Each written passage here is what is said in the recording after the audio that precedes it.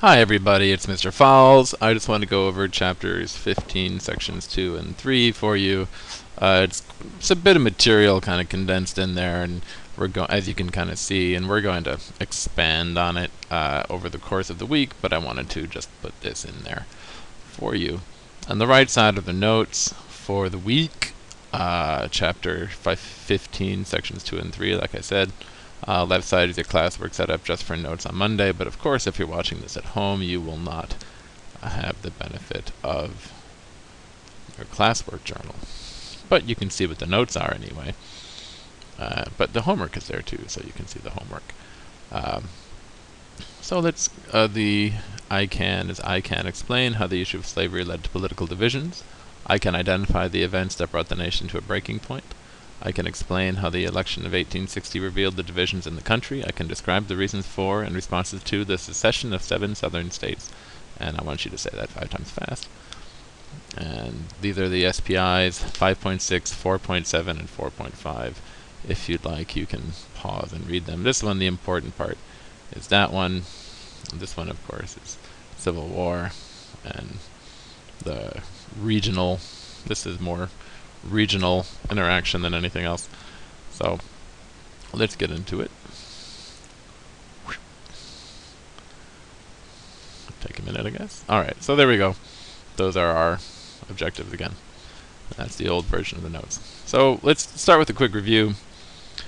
We talked about the Wilmot Proviso, which stated that no new territory could be open to slavery, but that was rejected by Congress, and followed up by the Compromise of 1850 that said that California was entered as a free state, but the Fugitive Slave Act came with that, which allowed southern quote-unquote slave owners to pursue their fugitive enslaved people up into the north, which eventually gave way to the Kansas-Nebraska Act, which said that people in territories could vote whether or not to have slavery in the territory and or state, which effectively undid the Missouri Compromise. And I want you to see, for example, that slavery is a very dominant political idea at this time. That's the kind of through line through all of these politics, and which of course led to Bleeding Kansas, people, Americans fighting Americans. But the through line here is slavery. So I want you to see that in 1856 we had the Whig Party divided, and that was a pretty major political party at the time, and it led to what we know as, currently know as the Republican and Democratic Party. This is not to say that the current incarnations of the parties have the same ideas, because they do not. But this is just to kind of give you the historical perspective that the Republican Party was a northern party, and you can read here, opposes slavery, and the Democratic Party, notice it doesn't say supports slavery. Of course, it says it down here in the roots of the tree.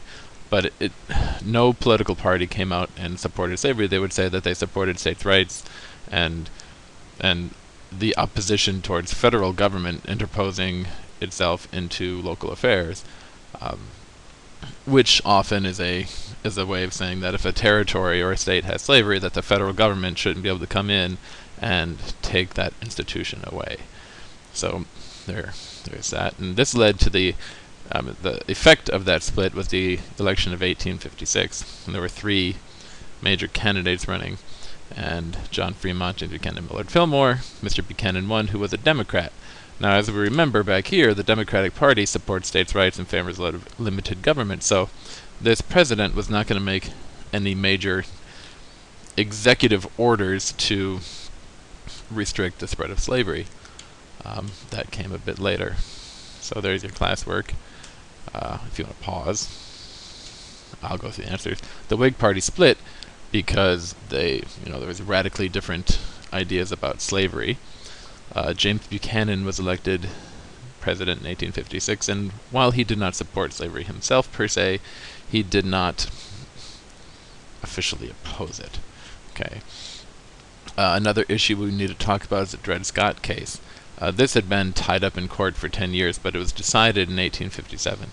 And Dred Scott, I have a picture of this fella here, he had been enslaved and his owner had been in the army and had taken Mr. Scott with him when he went, and part of that residence was in Illinois and Wisconsin, which were free states and territories. And so when the owner died, quote-unquote owner, Dred Scott sued the estate for his freedom, and saying that since he'd lived in these free areas, he was a free man, and he was not property to be passed on. The Supreme Court, however, ruled directly opposite in 1857, saying that he in fact was property and therefore unable to file a lawsuit, and this was in conjunction with the Fifth Amendment that says that nobody can be deprived of property without due process.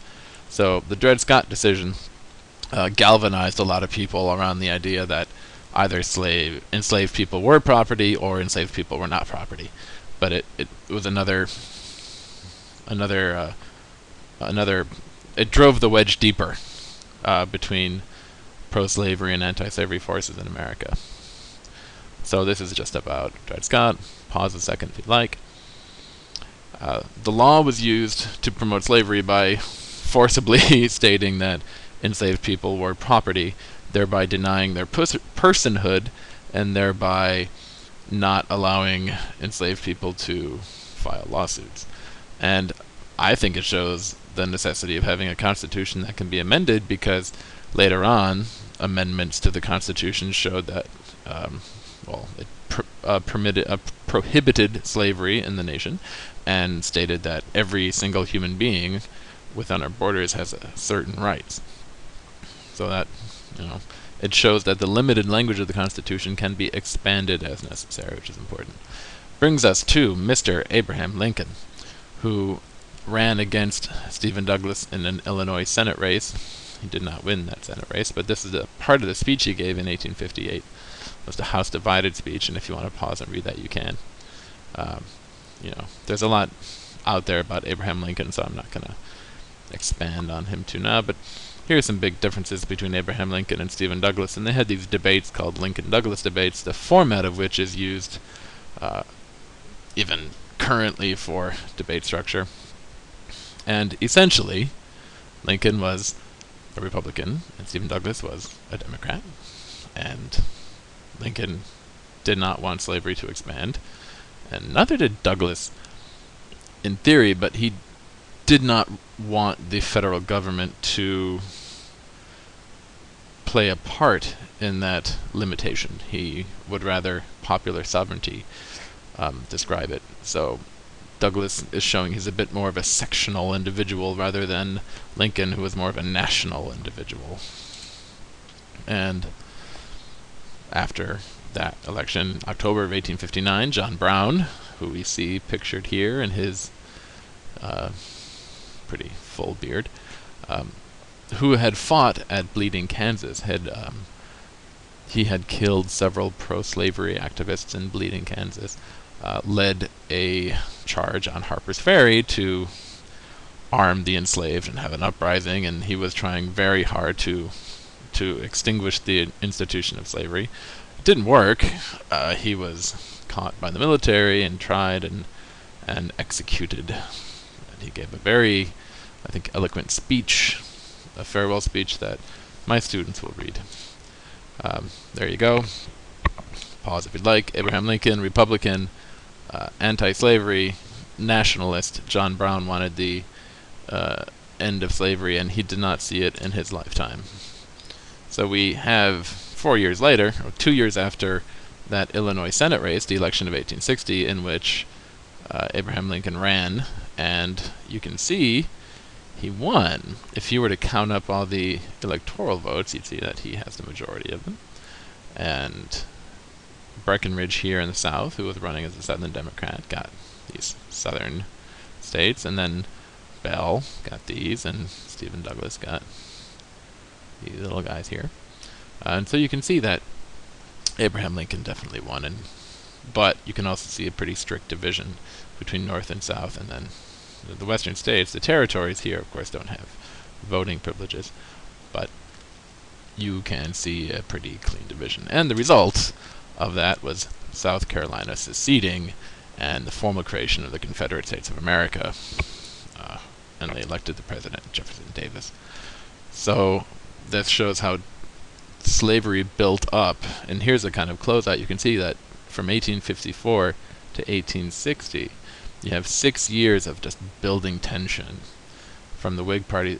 Kansas, Nebraska, bleeding Kansas, Whig Party splitting, Dred Scott decision, Harper's Ferry, Lincoln's election, and all the way to South Carolina, initially seceding in the formation of the Confederate States of America. And as you move on, you'll see how the secession led to a civil war. So this is a little bit of John Brown's farewell speech. I will read it. And this is, of course, simply an excerpt. Had I so interfered in behalf of the rich, the powerful, the intelligent, the so-called great, or in behalf of any of their friends, or any of that class, and suffered and sacrificed what I have in this interference, it would have been all right. And every man in this court would have deemed it an act worthy of reward, rather than punishment. So he's stating that he believes he was punished not for his action, but for the intent of his action. Something on which he can meditate at will. So that's just a quick review, chapter 15, sections 2 and 3. Thank you, and I'll see you in class.